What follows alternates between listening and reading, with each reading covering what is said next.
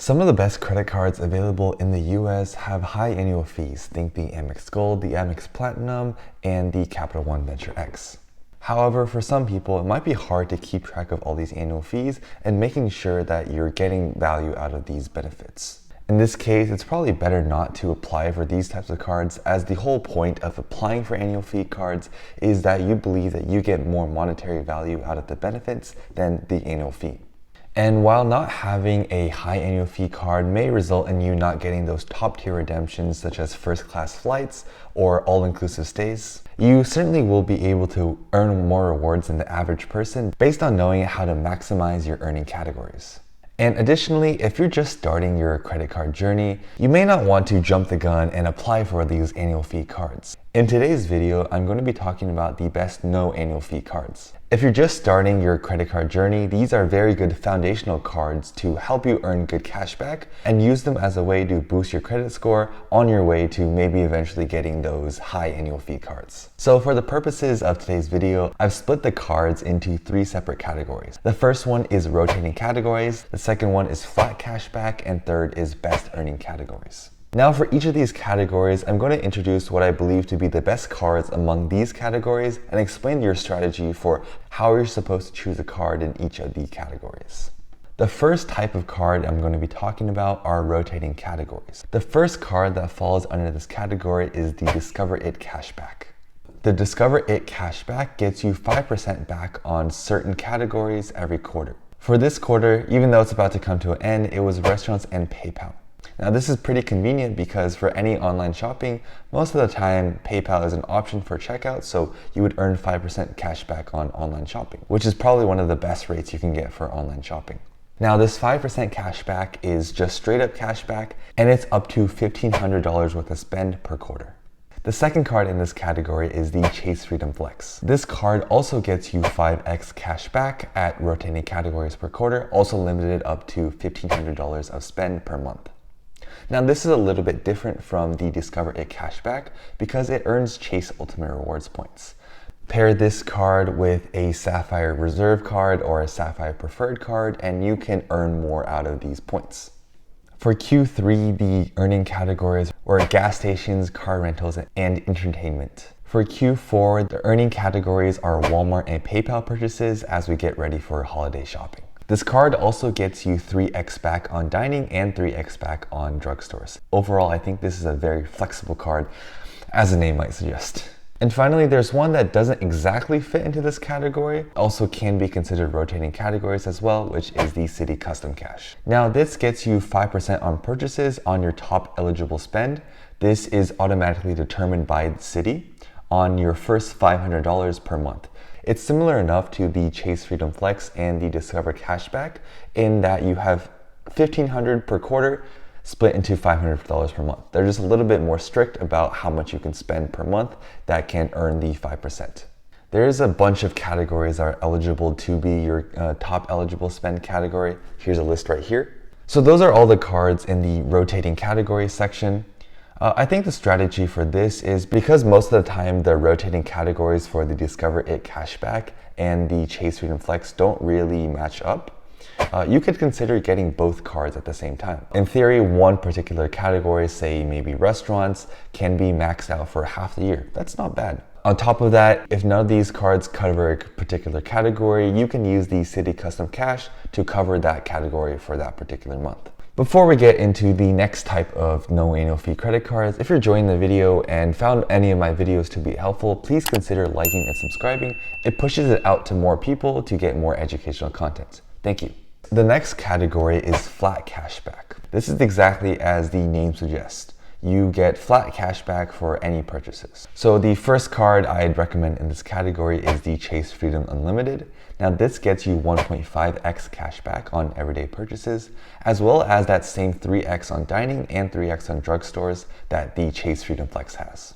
The second card is the Citi Double Cash. This gives you 2x on all purchases. This 2x becomes Citi Thank You points. And finally, there's the Wells Fargo Active Cash card. Now this also gets you 2x back on everything, but these are Wells Fargo points which aren't as flexible and can't be redeemed for travel partners yet. Now the strategy for this I think would be pretty simple. You should just pick one.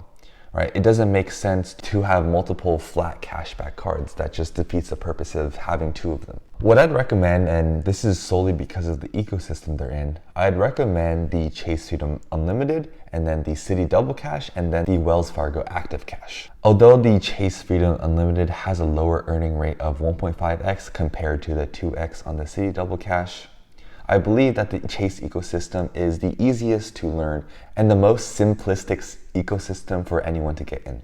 Finally, both are better than Wells Fargo points because you don't have the potential for Wells Fargo points. As of now, there's no annual fee card in the Wells Fargo system where you can transfer points to and then also transfer to travel partners to get the maximum value. In this section, only Chase and Citi can claim that they have something like that.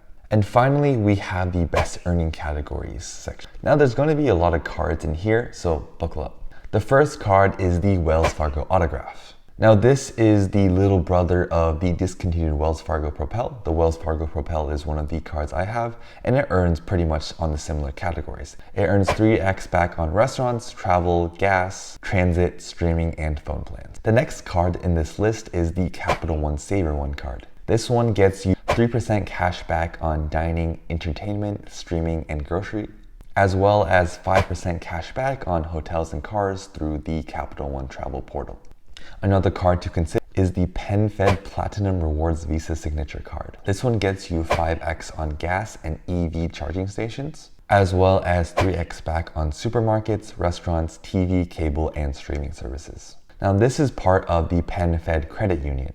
Normally you would need to be a member of the military to be able to apply for this card, but you can join the PenFed Credit under some conditions. You need to be a US citizen or a permanent US resident. You also need to have a government photo ID, be at least 18 years old, and can deposit $5 in the savings account. Now I will say the 5x back on gas and EV charging stations is very, very competitive. You just have to think whether you want your points in a PenFed ecosystem. As far as I know, there's no way to transfer those points to travel partners. And finally, there's the Bank of America Customized Cash Card. Now this card can be also considered in the rotating categories. It's similar to the Citi Custom Cash in that you earn 3% cash back on a category of your choice. These other categories include gas, online shopping, dining, travel, home improvement, etc. You also get 2% cash back at grocery stores. Now you can only earn 3% cash back and 2% cash back on up to $2,500 of spending per quarter. Anything beyond that earns the normal 1%. But there's a hidden bonus of the Bank of America card that's called Preferred Rewards.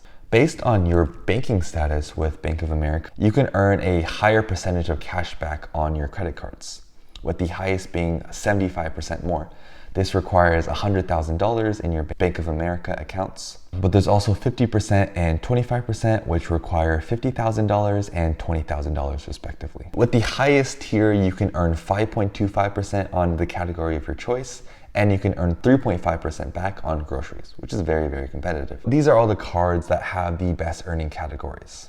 Now, what I'd say for this is to get whatever you need. Whatever cards you currently have, if you don't have those categories, you can consider getting a card in this category to cover all your bases. If there's one or two categories that you occasionally spend money on, maybe you can consider not applying for a card that earns maybe 3x or 5x back on that category. It doesn't seem particularly worth it to apply for a whole new card just to earn 5x back on a category that you might spend, $50, $100 per quarter. So as you can see, there's a lot of great cashback earning cards that don't have annual fees. Whether you're currently starting off your credit card journey or have dabbled with annual fee credit cards in the past and found them to not be particularly worth the annual fee, these are all great starter cards that you can use to start accumulating your credit card points and help you build up your credit score to apply for those high annual fee cards if that's something that you want to do in the future. For me personally, the end game of this credit card game is to get those luxurious trips. Get that all-inclusive resort or the first-class flight to Japan. These are things that I would never normally pay for, but with the power of my everyday spending, I can go on these trips. And we have to consider that to be able to get these high value redemptions, you need those high annual fee cards, such as the Amex Gold, Amex Platinum, Venture X, Sapphire Reserve, all those good cards. Some people, however, might just be happy with redeeming their cash back, and I think that's totally fine. It takes a lot of time and effort in order to be able to maximize your credit card points and credit card rewards, and that might just not be for everyone. At any rate, I think the cards that I've talked about in this video are very, very good foundational pieces to help you earn the most credit card points for the everyday spending that you do. With that, that's all I had for you. If you enjoyed this video and found it to be helpful and learned a little something along the way, please consider liking and subscribing. It really helps to grow the channel. And I actually do own some of the credit cards that I've talked about in this video. There's a reason I'm recommending them to you, because I found them to be particularly helpful. If you want to apply for these cards, please consider using my referral links. It really helps to support the channel. But if not, have a great rest of your day. Bye-bye.